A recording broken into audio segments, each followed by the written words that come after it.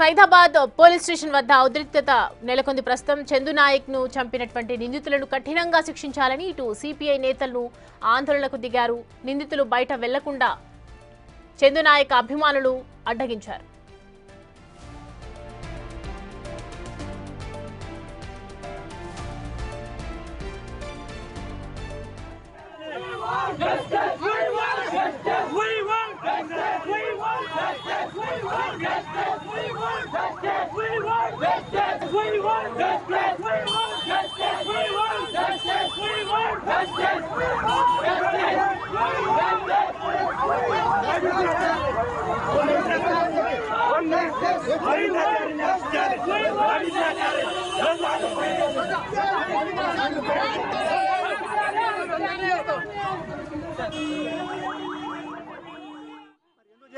చందు నాయక్ భార్య కూడా ఇక్కడ ఉంది, ఆందోళనకు దిగడం జరిగింది. ప్రస్తుతం చెప్పండి అమ్మా, అసలు నేను ఎట్లా బతకను? ఇప్పుడు నాకెవరు బతికిస్తారు? పోలీసు వాళ్ళు బతికిస్తారా?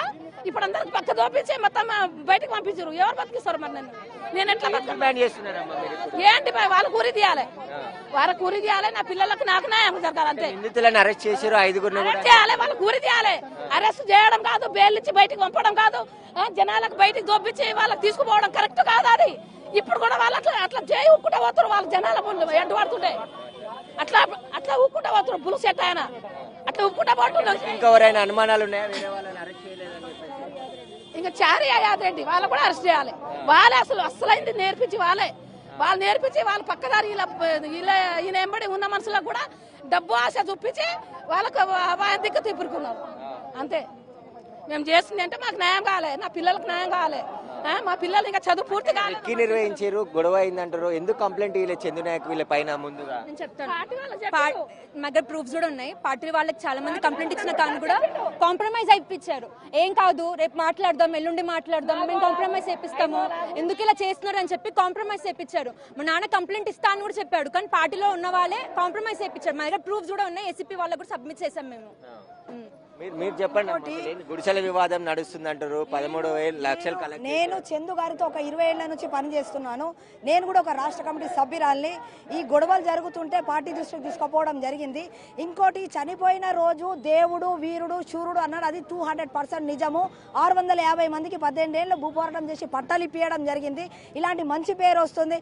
కుంట్లూరు గుడిసె వాళ్ళలో అక్రమాలు జరుగుతున్నాయి, దాన్ని అడ్డుకట్ట వేయడానికి చందు అక్కడ గొడవ పెట్టుకున్నారు. ఒక SC ST కేసు కూడా పెట్టించారు. దాన్ని కొన్ని రోజులు చందును 6 నెలలు పక్కన పెట్టడం జరిగింది.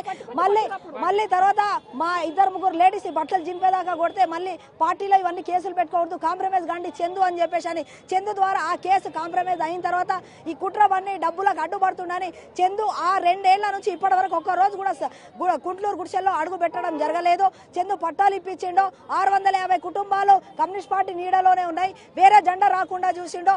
చందును ఏ విధంగా అడ్డుకోవాలని చెప్పేసి అని మిమ్మల్ని అందరు నేను సూటిగా ఒక మాట చెప్తున్నాను. చనిపోయిన రోజు నుంచి 2వ రోజు వరకు మా దేవుడు మా శూరుడు అన్న వాళ్ళని ఈ టాపిక్ ఎట్లా డైవర్ట్ చేయాలంటే, రాజేష్ భార్యతో అక్రమ సంబంధం అంటే రాజేష్ భార్య దేవత, మాకు తెలుసు ఆ విషయం. నేను ఏసీపీ గారికి డీటెయిల్స్ పంపించాను.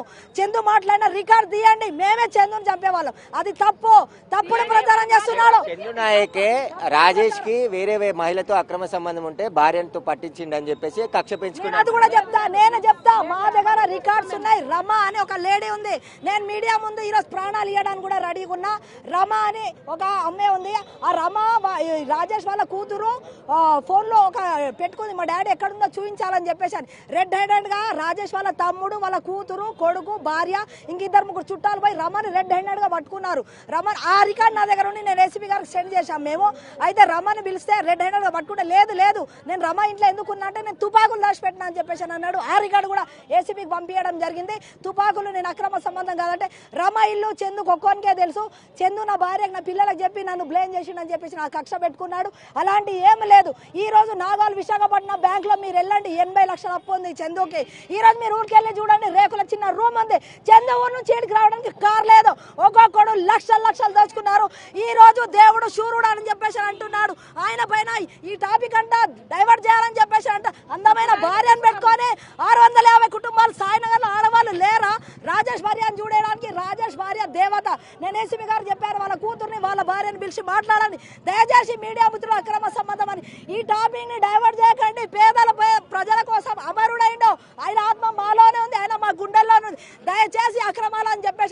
చేయండి ప్లీజ్. అయితే చందుని చంపిన నిందితులను కఠినంగా శిక్షించాలి, ఉరి తీయాలని చెప్పేసి కూడా సైదాబాద్ పోలీస్ స్టేషన్ ముందు ఆందోళనకు దిగడం జరిగింది. సిపిఐ కార్యకర్తలతో పాటు చందు అభిమానులు కూడా పెద్ద ఎత్తున ఇక్కడికి చేరుకొని పూర్తిగా ఆందోళన చేపట్టడం జరిగింది. పోలీసులు అతి కష్టం మీద నిందితులను ఇక్కడ నుంచి కోర్టుకు తరలించడం జరిగింది. ఇక్కడ నిందితులు ఉన్నారని సమాచారం తెలుసుకునే చందుకు చెందిన కుటుంబ సభ్యులు, ఇటు సిపిఐ కార్యకర్తలు, చందుతోని సాయం పొందిన గుడిసెలేసుకున్న మహిళలు కూడా పెద్ద సంఖ్యలో ఇక్కడికి రావడం జరిగింది. టాపిక్ ని డైవర్ట్ చేయడం కోసమే ఇలాంటి తప్పుడు ఆరోపణలు చేస్తున్నారు తప్ప కావాలనే చందుని రాజేష్ అత్యంత కిరాతకంగా చంపాడు, అతనిపైన కఠిన చర్యలు తీసుకోవాలని చెప్పేసి కూడా డిమాండ్ చేస్తున్నారు. Right Suresh, thanks for the updates. Right, చూస్తున్నాం కదా సిపిఐ నాయకులు ఇక్కడ ప్రజెంట్ అయితే పోలీస్ స్టేషన్ వద్ద ఉద్రిక్తత పరిస్థితి కనిపిస్తున్నాయి. ఓవరాల్గా ఇటు సిపిఐ నేతలు పెద్ద ఎత్తున భారీ సంఖ్యలో నిరసనలు అయితే వ్యక్తం చేస్తున్నారు. చందు నాయక్ చాలా మంచి వ్యక్తి, కావాలని కేసుని డైవర్ట్ చేయాలనే ఉద్దేశంతోనే రాజేష్ భార్యతో ఇలా అంటగడుతున్నారు.